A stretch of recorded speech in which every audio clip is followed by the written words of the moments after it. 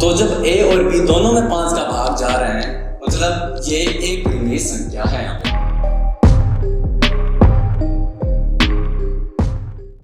Hello everyone, I am this side and welcome to Vastukala Academy. और अभी हम शुरू करेंगे प्रश्नावली 1.3। ठीक है, तो इसमें पहला सवाल है कि सिद्ध कीजिए कि √5 एक परिमेय संख्या है। ठीक है, और ये जो ऐसा जो सवाल है ना एग्जाम में आता है गारंटीड। ठीक है ना, तो इस सवाल को अच्छे से समझ लेना। ये दो टाइप के सवाल है। ठीक है, अभी हम समझते हैं पहले टाइप का सवाल किस प्रकार का। जो पहला सवाल है वो अभी हम देखते हैं। ठीक है,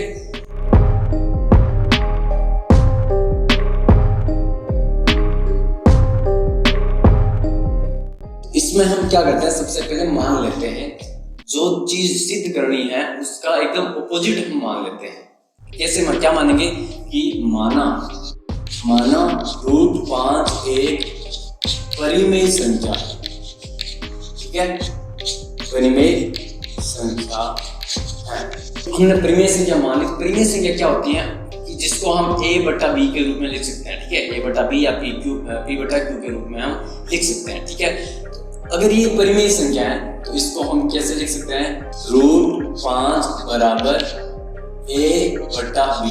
ठीक है, a/b के रूप में हम इसको लिख सकते हैं। अब मैं क्या करूंगा, b है इसको मैं इधर भेज देता हूँ, b और √5 और ये हो गया बराबर a। ठीक है, अब यहाँ पे हम लिख देते हैं जहाँ a व b पूर्णांक है। ठीक है, अब हम क्या करते हैं, दोनों तरफ वर्ग करते हैं। तो इसमें क्या है कि एक स्टेप बाय स्टेप हमें चलना है और इसमें काफी सारी चीजें हमें याद रखनी है। ठीक है, कि इसके बाद में ये चीज करनी है, ये चीज करनी है। ज्यादा कुछ समझने वाला इसमें है नहीं। दोनों ओर वर्ग करने पर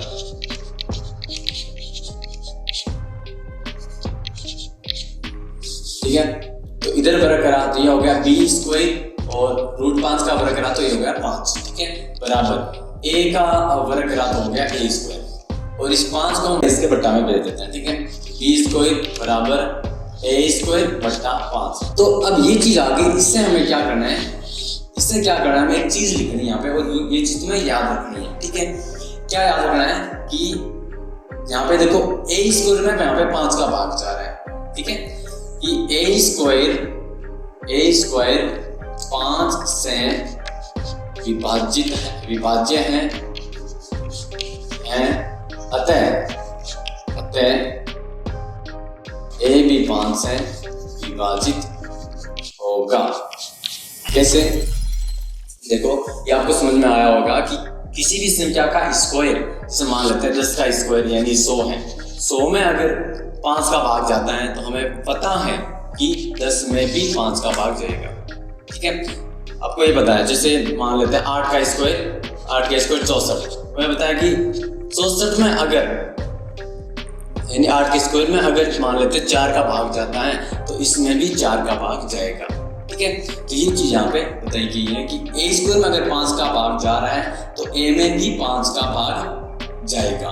ठीक है, तो अब मैं क्या लिख सकता हूँ कि a में 5 का भाग जाएगा। ठीक है, a² में जब 5 का भाग जा रहा है तो b² आ रहा है। लेकिन जब मैं a में 5 का भाग लगाऊंगा तो यहाँ पे कुछ अलग संख्या आएगी ना।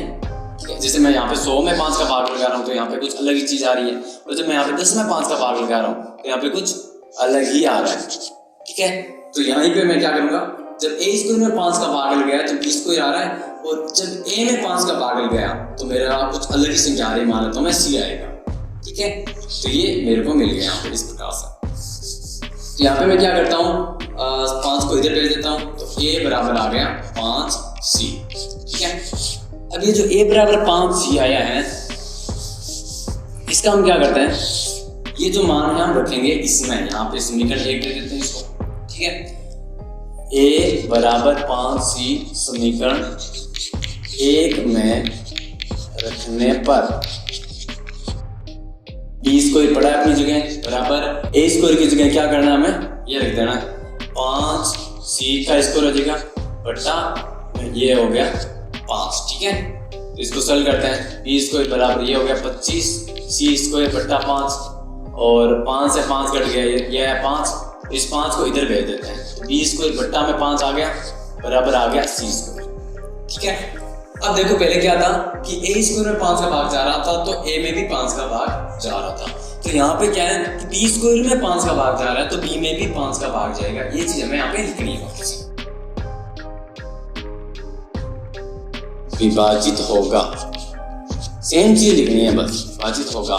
ये चीज हमने क्या सिद्ध करी है, ये चीज हमने क्या चीज करी है, ध्यान से देखना कि हमें ए प्रीम में सिद्ध करना है। रूट 5 को हमने क्या करना है, ए प्रीम में सिद्ध करना है। और ए प्रीम में क्या होती है, एक ऐसी संख्या जो आगे सरल हो रही है, बट्टा में आगे सरल हो रही है, यानी जिसमें सेम संख्या का ऊपर नीचे भाग जा रहा हो, वो होती है ए प्रीम संख्या। ठीक है, तो यहाँ पे हमने ये चीज दर्शा दी कि ए की यहाँ पे ए में और बी में दोनों में 5 का भाग जा रहा है।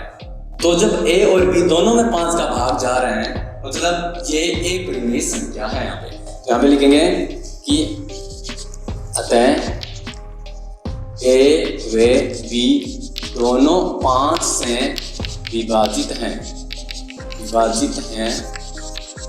अतः ए बटा बी एक ए परिमेय संख्या, ए बटा बी यानी ए बटा बी बराबर क्या है, रूट 5 तो है। ए बटा बी बराबर रूट 5 एक ए परिमेय संख्या है। ये इस प्रकार से हमें सिद्ध करना है। तो यहाँ पे क्या है, रूट 5 है। यहाँ पे अगर इसके अलावा कोई भी संख्या आ जाए, रूट 3 रूट 2 कुछ भी आ जाए, रूट 7, तो यहाँ पे पैटर्न सेम टू सेम रहेगा, बस यहाँ पे संख्या चेंज हो जाएगी।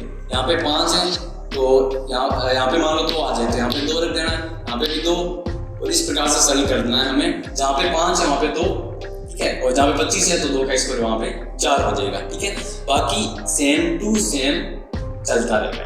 तो अगर यहाँ पे मान लो आपको दे दें कि रूट 3 एक ए प्रीमियर संख्या, ये सिद्ध करके बताओ, तो आपको क्या करना है, यहाँ पे 5 की जगह 3 रख देना है। कैसे, यहाँ पे मैं रख के आपको बताता हूँ। यहाँ पे रखिए 3, यहाँ पे 5 की जगह 3 आ गया, ये यहाँ पे भी आ जाएगा 3, और जहाँ पे भी 5 है वहाँ पे क्या आ जाएगा, 3 आ जाएगा। सिंपल सी बात है। ठीक है, यहाँ पे भी 3, सारा आ गया 3, और यहाँ पे भी 3, ये 3 और यहाँ पे 25 आना है, 25 है ना यहाँ पे, तो यहाँ पे क्या होगा, 3 का वर्ग क्या हो जाएगा, यहाँ पे 9। ठीक है, यहाँ पे 3 है तो ये काट देगा 3 बार, वापस ये जो 3 है यहाँ पे इसके बट्टा में आ जाएगा, और हम लिख देंगे बी स्क्वायर 3 से विभाजित है, बी स्क्वायर ये 3 से विभाजित है, भाज्य है, अतः बी भी 3 से भाज्य होगा। ठीक है, यहाँ पे बी और ए दोनों ही 3 से भाज्य हैं, दोनों ही 3 से भाज्य हैं, तो हम बोल देंगे कि ए बटा बी एक ए प्रीमियर संख्या है। और बस यही लिखना है। कहीं इसमें क्या है, किताब में थोड़ा सा एक चीज और बता रखी है, इसमें ये लिखा है कि हमने जो माना है वो विरोधाभास हो रहा है, उसका इस प्रकार से लिखा है, लेकिन हमने सीधा सा ये बता दिया, यहीं पे बता दिया कि ए और बी दोनों में सेम संख्या का भाग जा रहा है, तो ये ए प्रीमियर संख्या है, तो ये ए प्रीमियर संख्या है, तो ये भी ए प्रीमियर संख्या होगी। ठीक है, वो चीज भी लिख सकते हो कि हमने जो माना है वो और ये विरोधाभास उत्पन्न करता है, अतः रूट 5 एक रूट 3 एक ए प्रीमियर संख्या है, तो आप वो भी कर सकते हो। ठीक है, तो आई होप कि ये तरीका आपको अच्छे से समझ में आया होगा, और खुद करना एक्सरसाइज। ठीक है, रूट 2 लेके चेक करना, रूट 3 लेके चेक करना, खुद करना। बाकी ये थोड़ा सा स्टेप है, वो इसमें याद रख लेना, ज्यादा कुछ है नहीं। तो अभी करते हैं दूसरा सवाल, और दूसरे सवाल में है कि सिद्ध कीजिए कि 3 प्लस 2 रूट 5, 3 प्लस 2 रूट 5 एक ए प्रीमियर संख्या है, ये हमें सिद्ध करना है। ठीक है, इसमें भी हमें क्या करना है, इसका हमें जस्ट ऑपोजिट मान लेना है। ठीक है, क्या मानना है कि माना 3 प्लस 2 रूट 5 एक परिमेय संख्या है, एक परिमेय संख्या है, परिमेय संख्या है। तो जब ये परिमेय संख्या है तो इसको हम a बटा b के रूप में लिख सकते हैं, p बटा q के रूप में हम लिख सकते हैं। कैसे कि 3 प्लस 2 रूट 5 बराबर a बटा b, जहां a में b पूर्णांक है तथा b है वो 0 नहीं है। ठीक है, 0 नहीं है, तो ये यहाँ पे लिख दिया। तो अब हमें क्या करना है, जो 2√5 है उसको अलग कर लेते हैं और 3 को उधर ले देते हैं। ठीक है, अभी देखना क्या करते हैं इसमें। 2√5 पड़ा इधर बराबर a बटा b के माइनस में भेज दिया हमने 3 को। हम क्यों भेज रहे हैं याद रखना कि हमें पता है √5 एक प्रीमिय संख्या है। ठीक है, हमने अभी जस्ट पहले इसको सिद्ध करा है। तो ये हम क्या करते हैं अभी देखना, इस 2 को भी उधर भेज देते हैं। उससे पहले थोड़ा इसको सॉल्व कर लेते हैं। 2√5 बराबर a बटा b और इसको बटा a करके लेते हैं तो ये रकम लेके हो गया b a माइनस 3b बटा b। ठीक है, इस 2 को भी हम उधर भेज देते हैं क्योंकि हमें तो ये √5 अकेला करना है। क्यों? क्योंकि हमें इसका पता है कि ये a प्रीमिय संख्या। ठीक है, तो इधर भेज देंगे तो 5√5 हो गया इधर और a माइनस 3b बटा 2 इधर आएगा तो आ गया इसके बटा में यहाँ पे। ठीक है, अब देखो हमें क्या करना है कि हमें अब लिखना है। अभी जो सोल्व करना था वो हमने कर लिया। अब हमें पता है कि हमने a बटा b हमने परिमेय संख्या मानी है। हमने क्या करा? परिमेय संख्या मानी है। तो ये परिमेय संख्या होगी, ये इधर वाली क्या होगी? परिमेय संख्या होगी, परिमेय संख्या। लेकिन ये हमने पहले अभी जो सिद्ध करा है ये तो a परिमेय संख्या है। तो परिमेय संख्या कभी भी a परिमेय संख्या के बराबर हो ही नहीं सकती। ठीक है, a परिमेय और परिमेय बराबर कैसे होगी? ठीक है, कि ये तो परिमेय है ये a परिमेय है, ऐसे तो हो ही नहीं सकता। अब हमने क्या लिखना है कि यहाँ a माइनस 3b बटा 2b a परिमेय संख्या है। परिमेय यहाँ पे लिखेंगे परिमेय संख्या है, परिमेय संख्या है। लेकिन √5 एक a परिमेय संख्या है, a परिमेय संख्या है। अतः ये अलग अलग चीजें हो रही है, इसका मतलब विरोधाभास उत्पन्न हो रहा है। किसमें विरोधाभास उत्पन्न हो रहा है? जो चीज हमने मानी थी उसमें और जो चीज हमने अभी लेके आए अभी उसमें विरोधाभास उत्पन्न हो रहा है। विरोधाभास मतलब एक चीज कोई अलग ही एक कोई है वो अलग ही बात कह रहा है, यहाँ पे कुछ अलग ही बात हो रही है। ठीक है, इसको बोलते हैं विरोधाभास। तो ये √5 एक a परिमेय संख्या। अतः हमारी कल्पना, हमने जो ये चीज मानी थी ना ये, अतः हमारी कल्पना विरोधाभास उत्पन्न कर रही है, विरोधाभास उत्पन्न कर रही है। ठीक है, विरोधाभास उत्पन्न कर रही है। अतः 3 + 2 √5 एक a परिमेय संख्या है। संख्या इस प्रकार से हमें लिखना है। तो ये चीज जो नीचे लिखी है ना इसको बस ध्यान से देखना है, तो इसको समझना है हमें। ठीक है, बाकी ये तो तुमने कर लिया। इसमें तो a बटा b के बराबर करके √5 को अकेला करना है, बस इतना सा करना है। ये चीज थोड़ी सी याद रखनी है। ऐसा कोई सा भी सवाल आ जाए उसमें यही करना है कि जो रूट में संख्या उसको अलग कर लो, बाकी उसके साथ में जो भी है उसको a बटा b के साथ में दे दो। तीसरे के पहले में है कि ये भी हमें सिद्ध करना है। ठीक है, पहले और दूसरे सवाल जैसा ही है। पहला में है कि 1 बटा √2 को हमें a परिमेय सिद्ध करना है। ठीक है, a परिमेय, इसको हमें a परिमेय सिद्ध करना है। तो क्या करेंगे हम?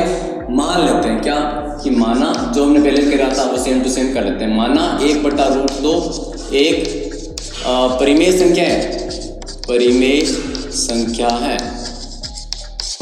तो ये जो परिमेय संख्या है इसको हम a बटा b के रूप में लिख सकता हूँ। ठीक है, अब हमें क्या करना है? इस √2 को ऊपर लेके आते हैं। ठीक है, तो ऊपर नीचे इस प्रकार से कर देते हैं। √2 बटा 1 बराबर इसको कर देते हैं b बटा a। ठीक है, इस प्रकार से हमने कर दिया। अब क्या करेंगे? दोनों और हम वर्ग कर देते हैं, या वर्ग करने की इसमें कोई जरूरत नहीं है। ठीक है, यहाँ पे बस हो गया, इतना ही करना है। इसमें हमें क्या करना है? इसके बटा में 1 लिखना कोई जरूरी नहीं, वो मैं हटा देता हूँ। तो √2 बराबर b बटा a आ गया। हमने क्या माना था कि ये एक परिमेय संख्या है और ये एक परिमेय संख्या है। ठीक है, a बटा b परिमेय है तो b बटा a भी क्या होगा? परिमेय संख्या होगा। ये परिमेय संख्या। लेकिन वापस ये √2 आ गया ना, तो रूट में संख्या होती है वो क्या होती है? a परिमेय। हमने अभी सिद्ध करा था पहले, थोड़ी देर पहले। तो इसमें हम क्या लिखेंगे? कि यहाँ वो पीछे वाला सेम टू सेम चीज लिखनी है, ठीक है, जो हमने दूसरे सवाल में करा है। तो इसको मैं यहाँ पे नहीं लिखाऊंगा, ठीक है। अब वो चीज कर लेना, उसमें ज्यादा कुछ है ही नहीं, इतना ही है कि हमने उसको परिमेय मानना है, a बटा b मानना है और रूट वाली संख्या लेके आनी है। रूट वाली दे रखी है लेकिन बट्टा में है तो ऊपर कर लिया हमने, ऊपर नीचे कर लिया, ये आ गई। और ये परिमेय है, ये a परिमेय है, तो विरोधाभास उत्पन्न हो रहा है, विरोधाभास उत्पन्न हो रहा है। तो हमारी कल्पना गलत थी, मतलब ये परिमेय संख्या नहीं होगी, ये परिमेय संख्या होगी। ये चीज जो भी अभी मैंने बोली है ना, उसको तुम ऐसे लिख लेना, ठीक है, बस इतना ही करना है। इसके बाद में दूसरा सवाल करते हैं, तीसरे का दूसरा। तीसरे के दूसरे में है 7√5, ठीक है। 7√5 को a परिमेय सिद्ध करना है हमें, तो ये वही हम मान लेते हैं कि मानना 7√5 एक परिमेय संख्या है, परिमेय संख्या है, परिमेय संख्या है। तो इसको मैं a बटा b के रूप में लिख सकता हूँ, ठीक है। जहाँ a और b गुना आ गए वो तुम पूरा लिख लेना, ठीक है। और पहला सवाल दूसरा सवाल पूरा अच्छे से समझना। तो अब इसमें क्या करेंगे, हम वापस वही चीज करेंगे कि √5 को अलग करेंगे, तो 7 को इधर भेज देते हैं। √5 बराबर a बटा 7b आ गया, ठीक है, ठीक है। ये क्या है, ये क्या है, यहाँ पे हम लिख देते हैं, ठीक है। अब के बाद मैं थोड़ा लिख के बता देता हूँ। a बटा 7b एक परिमेय संख्या है, परिमेय संख्या है, लेकिन √5 एक अपरिमेय संख्या है, अपरिमेय संख्या है जो कि विरोधाभास उत्पन्न कर रहा है, विरोधाभास उत्पन्न कर रहा है। अतः हमारी कल्पना गलत है, अतः हमारी कल्पना गलत है। अतः हम क्या बोल देंगे, अतः 7√5 एक अपरिमेय संख्या है। हमने क्या माना था, परिमेय संख्या माना था, लेकिन हमने गलत माना है। हम बोल देंगे कि 7√5 एक गलती होगी, हमने गलत मान लिया, ये एक अपरिमेय संख्या है, ठीक है। इस प्रकार से हमें करना है, ठीक है। तीसरे का तीसरा जो है वो दूसरे सवाल जैसा ही, सेम टू सेम, ठीक है। तो ये सवाल यहाँ पे वीडियो रोक के और तुम्हें खुद करना है पहले, ठीक है। और फिर भी अगर नहीं समझ में आए तो इस वीडियो को देखना, ठीक है, वरना नहीं देखना, खुद करना, ठीक है। तो मैं यहाँ पे करवा देता हूँ 6 + √2, इसको भी हमें a परिमेय सिद्ध करना है, ठीक है। तो यहाँ पे हम मान लेते हैं, माना 6 + √2 एक परिमेय संख्या है, परिमेय संख्या है। अतः 6 + √2 को मैं a बटा b के रूप में लिख सकता हूँ, क्योंकि ये परिमेय संख्या, तो परिमेय संख्या को हम a बटा b के रूप में लिखते हैं और लिखते आ रहे हैं, 2-3 सवालों में हमने पीछे लिखा है। तो अब क्या करेंगे, √2 को अलग करना है, ठीक है। ये √2 बराबर, ये क्या कर लेते हैं, a बटा b माइनस कर लेते हैं, ये 6 को इधर भेजते हैं तो माइनस का 6, ठीक है। तो अब ये √2, अब √2 तो हमें पता है ये तो a परिमेय संख्या है, ये तो क्या है, a परिमेय संख्या है। और ये क्या है, ये हमारी परिमेय संख्या, क्योंकि हमने a बटा b परिमेय माना था। और परिमेय संख्या में से जब हम 6 घटाएंगे, गुणा घटाएंगे, तो ये परिमेय संख्या ही आता है, ठीक है। तो ये हमारी एक परिमेय संख्या है, वही सेम चीज आ गई, विरोधाभास आ गया ना। तो हम क्या लिखेंगे, a बटा b - 6 एक परिमेय संख्या है, परिमेय संख्या है, लेकिन बैटिंग बहुत ज्यादा खराब है, ठीक है ना मेरी, मैं थोड़ा सा स्पीड से करवा रहा हूँ। तो a बटा b - 6 एक परिमेय संख्या है, लेकिन √2 एक a परिमेय संख्या है, a परिमेय संख्या है। तो यह विरोधाभास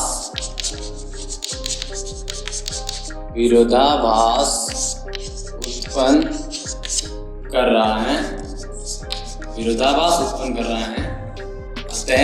अतः हमारी कल्पना गलत थी, हमारी कल्पना गलत थी। इसका मतलब क्या होगा कि अतः √6 6 प्लस रूट तो है ना, एक परिमेय संख्या नहीं होके एक अपरिमेय संख्या है, ठीक है। ये चीज़ हमें बता देनी, सिंपल सा सवाल है, सेम ही पैटर्न चल रहा है हर सवाल में, ठीक है। तो इस प्रकार से कोई सा भी सवाल आ जाए तो आपको क्या करना है, रूट वाली संख्या को अलग कर लेना है, बाकी को a बटा b के साथ में भेज देना, बाद में ये चीज़ लिख लेनी है पूरी, ठीक है। इसको रट लो, याद कर लो, कुछ भी कर लो, समझ में तो आ ही गया होगा तुम्हारे, ठीक है। तो आई होप कि आपको प्रश्नावली 1.3 अच्छे से समझ में आई होगी, और ये सवाल गारंटीड एग्जाम में आते हैं, तो इसको अच्छे से समझना है, करना है, और कोई भी कमी नहीं छोड़नी है क्वेश्चन में, ठीक है। तो thank you so much for watching this video and bye bye, take care.